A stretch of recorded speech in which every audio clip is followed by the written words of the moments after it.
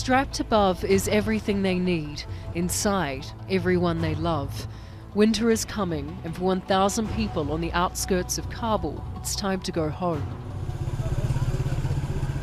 Most moved here 3 months ago to avoid fighting as the Taliban took control.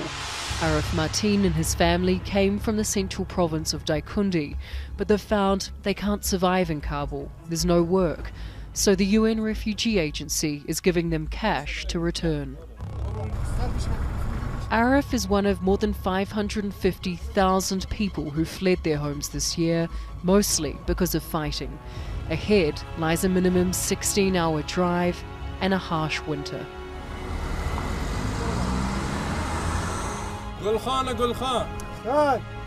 A day later, the United Nations turns to those who don't want to leave Kabul.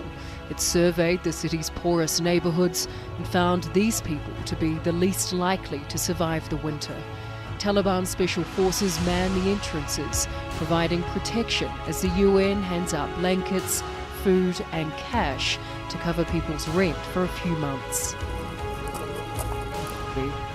That's why the appeal to the international community, the appeal to the world is understand that Afghanistan is inching towards a total breakdown of services. This is a countdown to catastrophe. A new frontier in Ethiopia's war. Rebels in Tigray say they are advancing further south towards the capital Addis Ababa. The federal government has declared a nationwide state of emergency. Prime Minister Abiy Ahmed has asked all Ethiopians to mobilize and fight back against the rebels.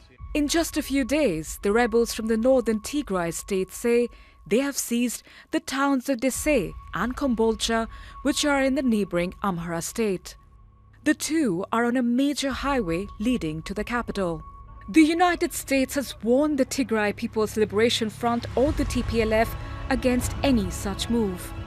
There are concerns that violence could escalate with Tigrayan rebels joining forces with the Oromo Liberation Army, an armed group in the region surrounding the capital Addis. And it's families like these who are paying the highest price for the shifting battle lines of Ethiopia's war that's dragged on for nearly a year.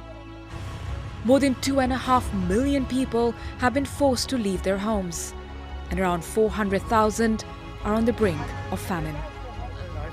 In one of the poorest and most polluted countries in the world, everyone is saying the same thing. Climate disasters with intensity that has never been seen before are piling up, faster than ever. Nepal's cascade of crises began in February with country-wide forest fires that blackened the skies. Mountain glaciers began melting faster, meaning more runoff. Then came intense rains and floods in June, August, and October.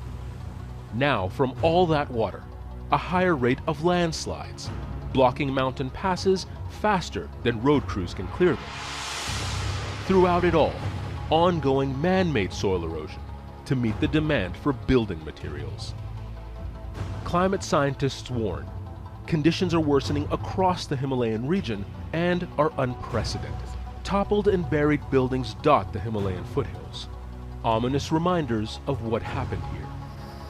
Multiple floods this year have dumped an immeasurable amount of earth and mud and sand and silt and rocks and large boulders in valleys all across this area. And just to give you a sense of how deep this debris field is, where I'm standing right now, I'm standing on the roof of what's left of someone's home. In the town of Malamchi, questions of public safety still hang in the air. Nepal's carbon footprint is relatively small, but it sits between giants China and India, two of the world's biggest polluters. Its topography also makes it more vulnerable to overall shifts in global weather. Nepalese in rural communities are frustrated and say what's happening to them is not their fault, that it concerns everyone. And countries like Nepal should not be left alone to put out fires being fueled on a global scale. While many people are out and about as if the COVID-19 threat has passed, the World Health Organization says the wider European region is once more at the pandemic's epicenter. Across 53 countries, including parts of Central Asia, there are 78 million current infections. That's more than the cumulative total of Southeast Asia, the Eastern Mediterranean and all of Africa.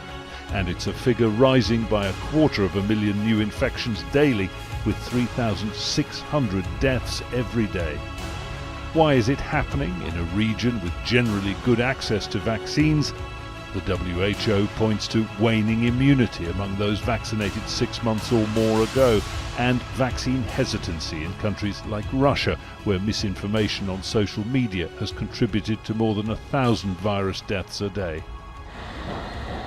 There's also the relaxation of public health measures. England, for example, where mandatory restrictions were lifted in July, is now responsible for around 1 in 10 of all new infections worldwide. Efforts to distribute booster jabs are being hampered by public apathy. Yet the government is resisting calls from scientists to reintroduce precautions or risk an even more deadly winter. New treatments alone won't be enough to slow the renewed spread of the virus across Europe, among countries some of whom believed until recently that it was all over. Pedro and Laura have been traveling since May, when they sold their business and left their native Cuba. The pandemic, combined with US sanctions, has caused unprecedented food shortages and hardship at home. Last summer, the communist regime in Havana faced its biggest protests in decades, leading to a harsh crackdown. To get to Greece, Laura and Pedro flew to Moscow, where Cubans can travel without a visa. From there, they flew to Belgrade, also visa-free, then walked most of the way through Serbia and North Macedonia into Greece. Their goal was to reach Spain or Italy. They ended up on the Greek island of Zakynthos, where they planned to catch a flight to Milan in northern Italy. But about 130 other Cubans had the same idea on the same day. This is what happened when police tried to arrest them. Pedro and Laura have now joined the thousands of refugees who live legally or illegally in Athens.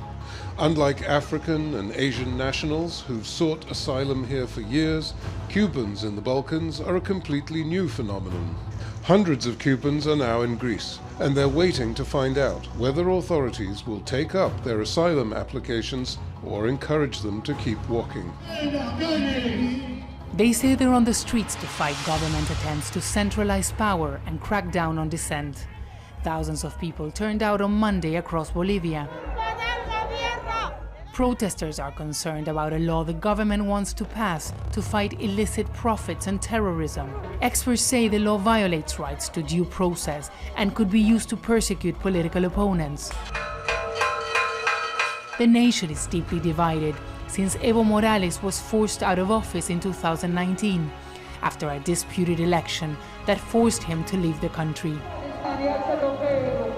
Luis Arce from Morales' MAS party won the elections last year with a landslide vote. During his State of the Union speech on Monday, he said he has the responsibility of helping Bolivia move forward, and that's why he's hoping to pass a series of laws that will help the country recover from the pandemic. But not everyone agrees. In the lowland city of Santa Cruz, the stronghold for the conservative opposition, protesters blocked roads and set tires on fire. The government says the opposition is using the law as an excuse to generate instability in the country. The strike, while widespread, does not have the support of a major labor union close to the government. But on Monday, thousands showed their concern on the streets. They believe the laws to fight what the government calls illicit profits could lead to an attack on private property.